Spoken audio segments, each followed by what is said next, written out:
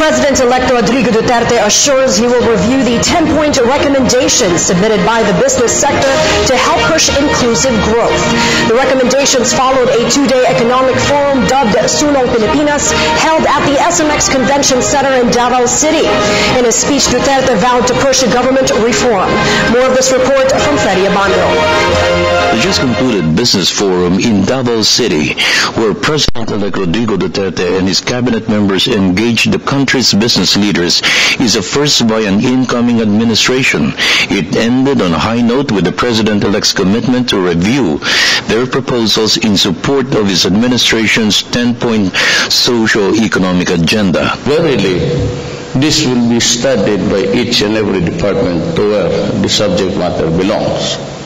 Then maybe I could just read it in its final form and convene the cabinet to give its inputs. But I have no doubt about the people who have chosen to comprise the cabinet. They all are Filipinos, loving their country and rearing to do their share of nation building.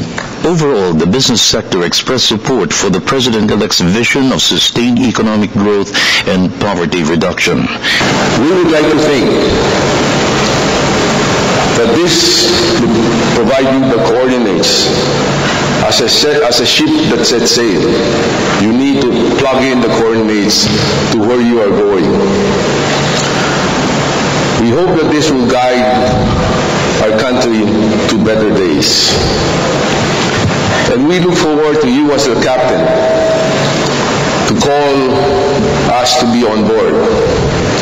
And like a good ensign, we go up the ramp, we salute, we requested permission to come aboard. And we are all here ready. And we'd like to hear from you the sound, all aboard, and we set sail to the blue sea of change. A major item is comprehensive tax reform to include income taxes, corporate taxes, the value-added tax and excise taxes.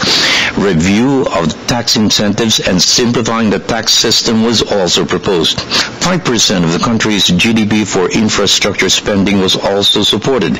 These are just two of the Duterte administration's 10-point economic agenda. The President-elect also renewed his determination to clean up government of corruption. His cabinet secretaries issued a strong message: do not corrupt us. In the meantime, the business sector proposed a review of the conditional cash transfer program for the poor. Their consensus: the CCT should be more productive by allocating more resources for livelihood. The business sector were also one in supporting the grant of emergency powers for President-elect Duterte to solve the monstrous traffic problem in Metro Manila. For the People's Television Network, this is Freddy Abando reporting.